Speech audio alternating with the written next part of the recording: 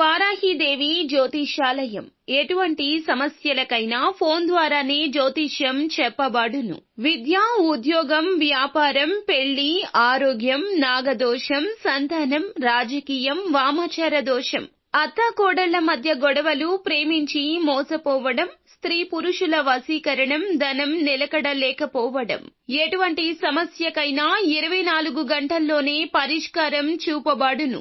Number 1 వశీకరణ specialist Pandit Pawan Namboodiri, Kerala తాంత్రిక గురువు గారు. Phone number 9043637512. అందరికీ నమస్కారం అండి. ఛానల్లోకి తిరిగి స్వాగతం. ప్రియమైన వారి నుంచి ఈ రోజున ఒక శుభవార్త ధనుసు రాశి వారికి అందబోతుంది. ఒక వార్త అనేది మీకు తికమక కలగచేస్తుంది. ఏమిటి ఆ వార్త? ఎటువంటి ఫలితాలు ఈ రోజు వీరు పొందుకోబోతున్నారు? ఈ రోజున మీ జీవిత మార్గాన్ని మలచబోతున్న ఆ యొక్క వార్త ఏమిటంటే, ఎన్నాళ్లుగానో ఎదురు చూసిన శుభవార్త మీ ఇంటి తలుపు తడుతోంది. బృహస్పతి అనుగ్రహం, హనుమంతుని కరుణ మీపై పూర్తిగా ప్రసరిస్తోంది. మీ నిజాయితీకి, మీరు పెట్టుకున్న ధర్మానికి దేవుడు ఇచ్చే ఇది ప్రత్యక్ష ప్రతిఫలితం. మీరు పడిన ప్రతి కష్టం ఫలించబోతుంది. మీరు నడిచే ప్రతి అడుగు విజయానికి దారితీస్తుంది. ఈ వీడియోని ఎక్కడా స్కిప్ చేయకుండా చివరి వరకు చూస్తే ఏం చెప్తున్నామో మీకు అర్థమవుతుంది. ఓం శ్రీ వారాహిదేవియే నమః. వారాహి మాత అంటే ఇష్టమున్న ప్రతి ఒక్కరూ మనసులో తలుచుకుని కింద కామెంట్ రూపంలో తెలియచేయండి.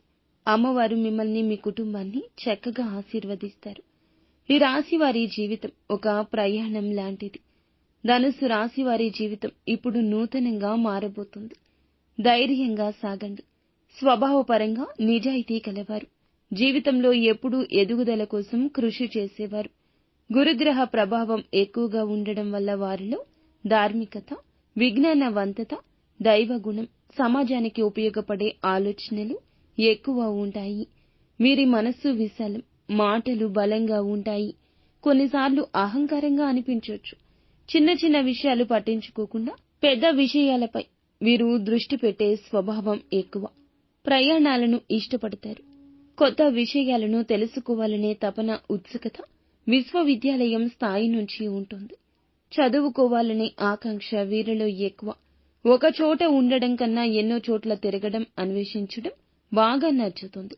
గురువు పెద్దల మాటలు వినడం, తపస్సు చేయడం, దైవారాధన చేయడం వీరి జీవితంలో సహజంగా ఉంటుంది.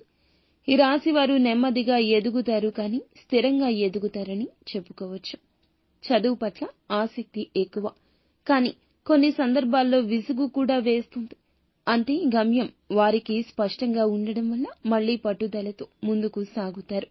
జ్ఞానపీఠ పురస్కారాలు, గురుతత్వపు స్థానం పొందగల వీలు ఉన్నవారు వీరు. ఈ రాశివారు కుటుంబానికి, సమాజానికి ప్రాధాన్యత ఇస్తారు. స్నేహితులతో చాలా నిస్సహాయంగా ఉంటారు. సహాయం చేయడానికి ఎప్పుడూ ముందుంటారు, కానీ స్వేచ్ఛను కోల్పోవడం ఇష్టముండదు. వీరి హృదయం నిజంగా మంచిది, కానీ కొన్నిసార్లు మితిమీరిన అహం చూపించే అవకాశం ఉంది. వీరు చేసిన తప్పులు ఒప్పుకునేందుకు ఆలస్యం చేస్తారు. సారాంశంగా పశ్చాత్తాపం పొందుకుంటారు. అయితే ధన సంపాదనపై కూడా వీరు దృష్టి పెట్టే సందర్భాలుంటాయి. వ్యాపారంలో విజయం సాధించొచ్చు, కానీ దానికి అనుగుణంగా శ్రమ, నమ్మకం కావాలి. ఉద్యోగం కంటే మేనేజ్మెంట్, నాయకత్వ రంగాల్లో, ఉపాధ్యాయతత్వం, ఫిలాసఫీ, పత్రిక, రచన వంటి రంగాల్లో ఎదిగే అవకాశం ఎక్కువ. జీవితాన్ని బాగా విశ్లేషిస్తూ చూస్తారు. ప్రతి దానికి ఒక అర్థం వెతకడం వీరి లక్షణం. ఇల్లు పెద్దగా ఉండకపోయినా ఆత్మవిశ్వాసం పెద్దది. ఇతరుల ప్రగతిని చూసి చాలా ఆనందపడతారు. భక్తి విషయాల్లో ఈ రాశివారు తపస్సు కలవారు. గురుగ్రహ ప్రభావం వల్ల పూజలు, యజ్ఞాలు, వ్రతాలలో పాల్గొనే అవకాశం ఉంటుంది. జీవితంలో మార్గదర్శకులు వీరు.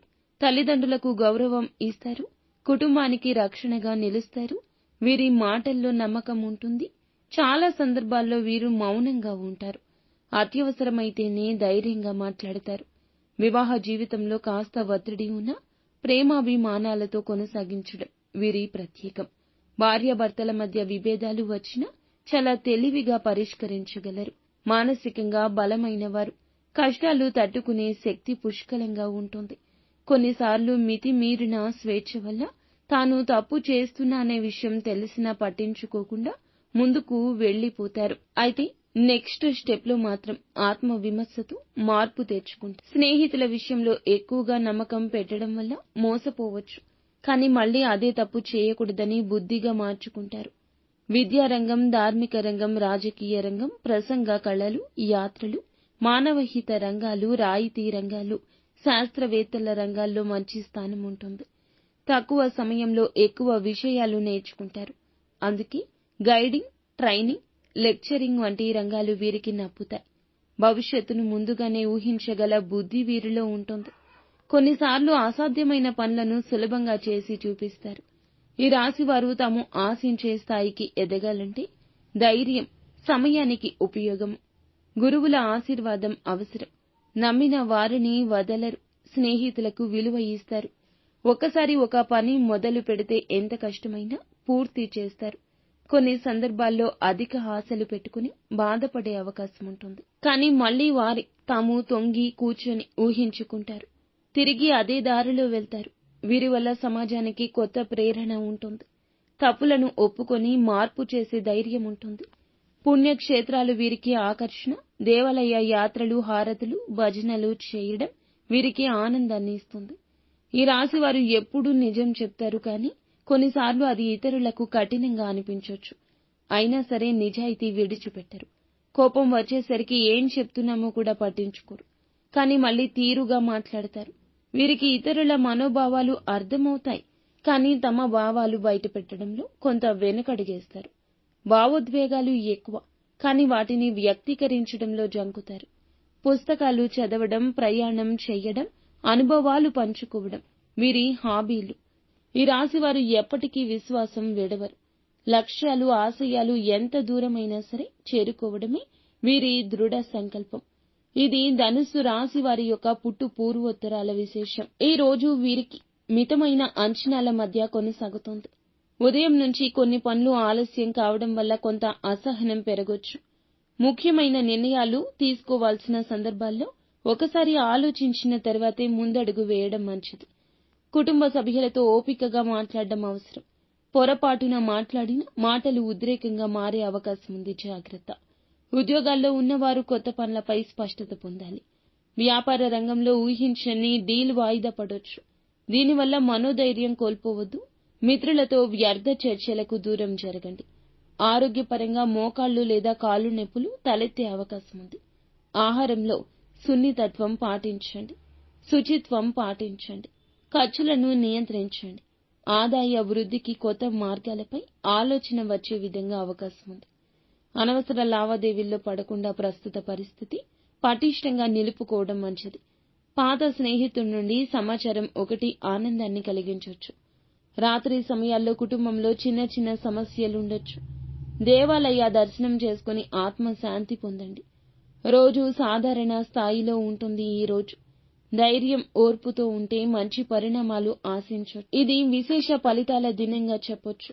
ఉదయం నుంచే చురుకుదనం, ఉత్సాహం ఉంటుంది. పనుల్లో విజయం ఉంటుంది. పెద్దల ఆశీర్వాదంతో కొన్ని నిర్ణయాలు ఫలప్రదమవుతాయి. విద్యార్థులకు మంచి ఫలితాల రోజు. చదువుపై ఏకాగ్రత పెరుగుతుంది. సానుకూల మార్పులు ఉద్యోగాల్లో ఉంటాయి. కొన్ని అదనపు బాధ్యతలు భుజాలపై పడతాయి. లాభాలు ఊహించినంత కాకపోయినా మంచి ప్రణాళికలు వ్యాపారంలో చేస్తారు. డబ్బు వస్తుంది, కానీ ఆ సొమ్మును సరైన ప్రదేశంలో పెట్టుబడి చేయడం అవసరం. న్యూస్ లేదా సోషల్ మీడియా ద్వారా ఒక శుభవార్త వింటారు. స్నేహితుల నుంచి మద్దతు లభిస్తుంది. ఏదైనా పాత సమస్యల పరిష్కారం దిశగా సాగుతుంది. ఆరోగ్యపరంగా తలనొప్పి, ఒత్తిడి ఉండదు, కానీ విశ్రాంతి వల్ల ఉపశమనం లభిస్తుంది. ఈ రోజు జ్ఞానం, ఆలోచనలకు మంచి దిశగా సాగుతుంది. ఈ రోజు కుటుంబంతో సమయం గడిపి మానసిక సంతృప్తి పొందుకుంటారు. ఈ రోజు మీ బుద్ధి ప్రభావం ఇతరులకు ఆశ్చర్యంగా కనిపించబోతుంది. అలాగే కొంత అనిశ్చిత, ఊహించని మార్పులతో కూడినదిగా ఈ రోజు ఉంటుంది. ఉదయం సమయంలో మీకు కాస్త ఆందోళన కలిగించే సమాచారం రావచ్చు, కానీ భగవంతునిపై భారం వేయండి.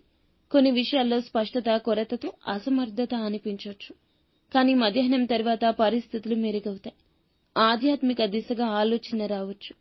దేవాలయానికి వెళ్లడం వల్ల మానసికంగా ఉపశమనం పొందుకుంటారు. ఉద్యోగస్తులకు కొన్ని అపోహలు తలెత్తొచ్చు. వాటికి లోను కాకుండా వాస్తవాలపై దృష్టి పెట్టండి. బాస్ లేదా సీనియర్లతో మాట్లాడేటప్పుడు సూటిగా మాట్లాడకుండా మాటల్లో మెలకువ చూపించండి. పాత అప్పుల గురించి ఆలోచనలు రావచ్చు. కుటుంబంలో ఒకరి ఆరోగ్యం కలవరపెట్టవచ్చు. పిల్లల చదువు, భవిష్యత్తుపై ఆందోళన పెరగొచ్చు. సాయంత్రం నుండి పరిస్థితి క్రమంగా మెరుగవుతుంది. ఒక చనిపోయిన పెద్దవారి గురించిన జ్ఞాపకం కలవరపెట్టొచ్చు. ఒకచోట ప్రార్థన చేయడం వల్ల మంచి ఊరట వస్తుంది. డబ్బు వ్యవహారాల్లో జాగ్రత్త అవసరం. పూర్తిగా శాంతంగా గడపాలంటే మౌనం చాలా చక్కటి మార్గం. చింతించవలసిన రోజే అయినా ఈ రోజు ధైర్యంగా ఉంటే మంచి మార్గం మరలా కనిపిస్తుంది. పరిస్థితులకు అనుకూలంగా మారడమే మేల్కొల్పు. ఊహించని శుభవార్త వినబోతున్నారు. నిత్యము శివారాధన చేసుకోవడం, ఉదయాన్నే మీరు శివస్తోత్ర పఠన పారాయణం, అలాగే సూర్య నమస్కారాలు చేసుకోవడం, ఆదిత్య హృదయ స్తోత్ర పఠన పారాయణం చేయడం, హనుమాన్ చాలీసా వీలైతే పఠించడం, లేదంటే వినే ప్రయత్నమైనా చేయడం మీకు లాభదాయకంగా ఉంటుంది. అంతా మంచి జరుగుతుంది.